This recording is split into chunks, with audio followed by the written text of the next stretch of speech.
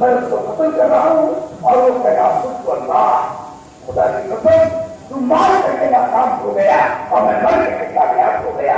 یہ کون سی کامیابی ہے؟ یہ کہنے لگے میں مسلمانوں کے گروہ میں گیا اور مسلمانوں کے سردار سے ملا اور میں نے کہا بھائی تمہاری کامیابی کیا ہے؟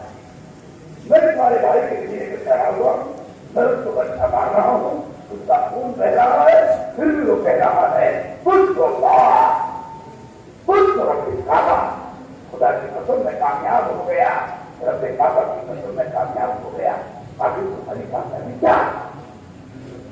تو سردار مسلمان سردار نے مجھے کہا بھائی دیکھو ہماری کامیابی اصل کامیابی آخرت کی ہے. کامیابی آخرت کی ہے, اور تمہارے لیے حجاب ہے, اور تمہارے لیے پل ہے, اور تمہارے لیے دیوار ہے, اور تمہارے لیے ہار ہے.